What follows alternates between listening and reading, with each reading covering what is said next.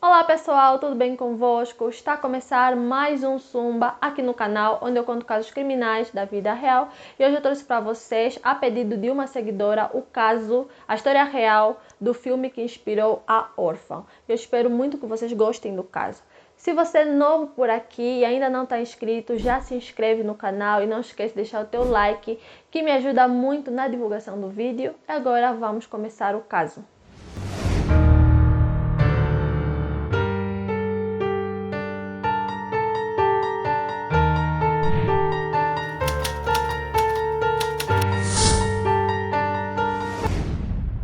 Bárbara Škurlová, assim como a personagem Esther, nasceu com hipopituitarismo, que é basicamente uma doença glandular que a deixa com uma aparência mais juvenil do que a sua verdadeira idade. Por isso, passou seus primeiros anos frequentando consultas médicas, pois não só sua condição era rara, como sua saúde era frágil. Conforme foi envelhecendo, começou a apresentar um comportamento cada vez mais agressivo. Então, foi direcionada a um tratamento psiquiátrico. Lá foi comprovada a sua grave perturbação de identidade, além do caráter violento. Entretanto, aos 18 anos, cansada da sua vida, decidiu fugir. Ao longo da sua vida, a mulher fingiu inúmeras vezes que era uma adolescente de 11, 12, 13 anos, quando na verdade tinha mais de 30 anos. Durante seus estudos na faculdade, ela conheceu a Katarina Mauerova e sua irmã Clara. Falando um pouco das irmãs, a Clara nasceu em 1975 em Kurin, na República Tcheca, e a sua irmã Katarina nasceu 7 anos depois. Desde pequenas, as duas eram muito religiosas e extremamente ligadas ao misticismo, chegando até a acreditar que estavam destinadas a cumprir uma missão de Deus. Elas também fantasiavam sobre grandes feitos quando chegasse o momento certo.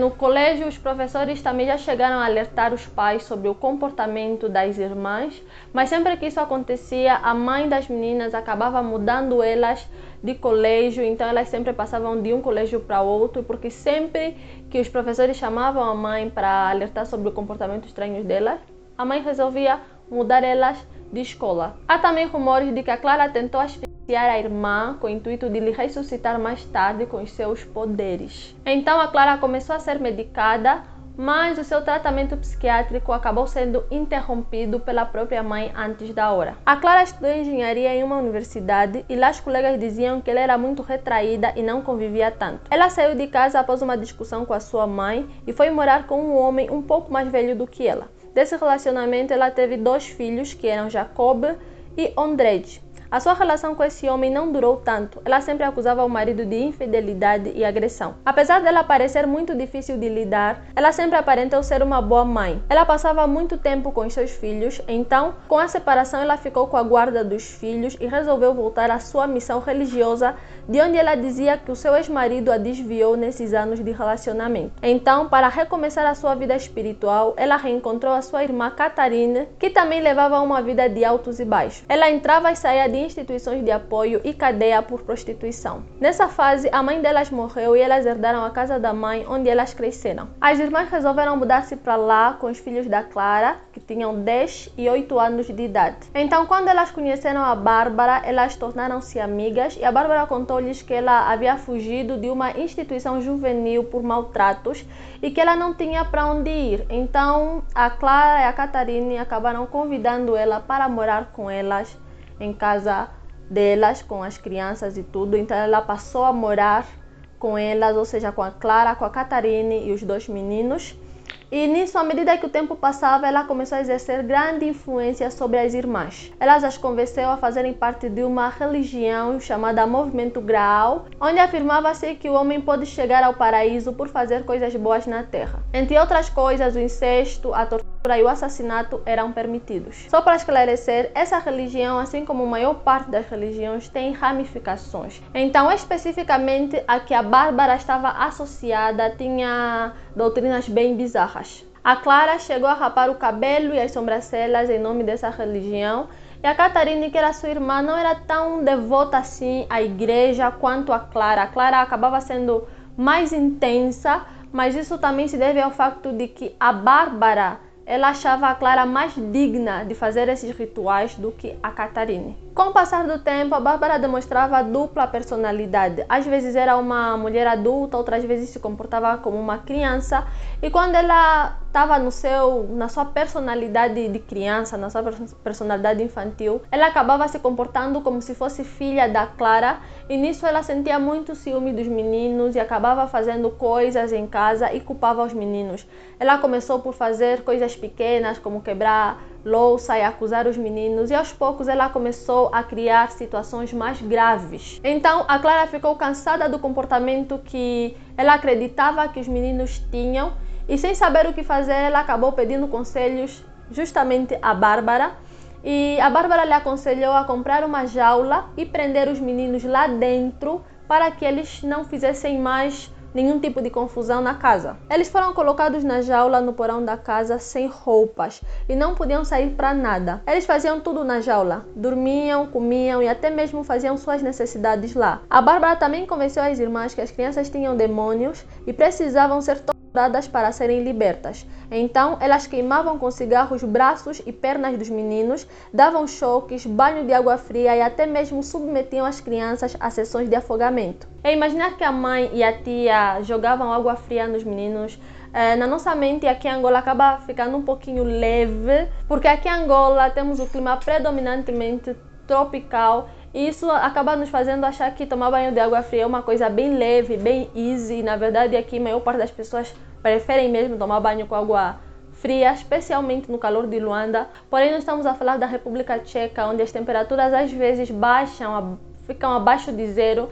E nessa temperatura ninguém toma banho com água fria. Acaba sendo uma tortura e pode causar doenças como hipotermia, pode causar pneumonia, é mesmo uma tortura ter que tomar banho de água fria nesse estado, naquela temperatura. Não sei se vocês conseguem entender. Certa vez elas se dirigiram à jaula e mandaram Odred colocar a perna entre as barras da jaula e colocar para fora da jaula. E aí elas pegaram a perna, pegaram uma faca e começaram a cortar pedaços de carne da perna do Odred. E acabaram por comer esses pedaços de carne ali na frente das crianças. Quase um mês depois elas fizeram a mesma coisa com Jacob, só que dessa vez elas cortaram pedaços de carne do braço. Elas também chegaram a cortar os meninos para beber o seu sangue misturado em vinho. Um site dizia que a Bárbara dava muita comida aos meninos, de modo a lhes manter grandes para que elas possam praticar o canibalismo, e outros sites diziam que os meninos às vezes passavam fome. Aí eu não sei qual é a informação mais correta. Por descuido, uma vez os meninos tentaram fugir e desde então elas resolveram colocar uma câmera no porão para que elas pudessem controlar sempre os meninos. Por sorte, o vizinho tinha uma câmera igual que ele usava para monitorar o seu filho recém-nascido, e como os aparelhos eram idênticos, as imagens acabaram por fundir-se e com isso o vizinho passou a receber imagens de meninos presos numa jaula. No início ele não estava a entender bem de onde vinham aquelas imagens, aquelas imagens tratavam de quê, mas com o passar do tempo ele começou a perceber que aqueles meninos na verdade eram as crianças da casa ao lado, e com isso ele chamou a polícia. Então ele acabou chamando a polícia, isso em maio de 2007. Quando as autoridades chegaram na casa das irmãs, as duas tentaram impedir que a polícia entrasse dentro de casa, elas gritaram, fizeram um monte de escândalos, mas não deu. A polícia segurou as duas irmãs, colocou elas dentro do carro e invadiram a casa. Ao entrarem na casa, se depararam com Jacob e Odred presos em uma jaula no porão, onde tinha um forte cheiro de fezes, urina e sangue.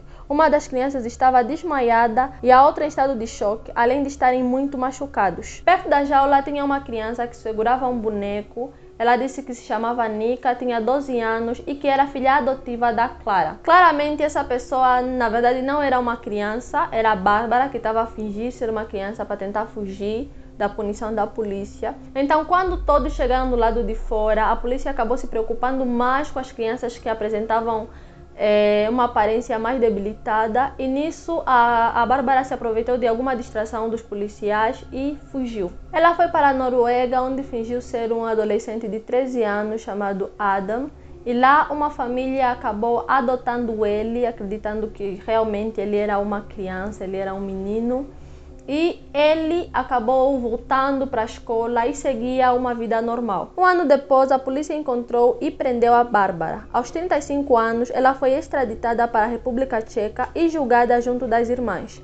Durante as sessões de julgamento, as irmãs se declararam inocentes, alegando que sofreram uma lavagem cerebral por parte da Bárbara. Elas diziam estar arrependidas e pediram perdão pelos seus atos.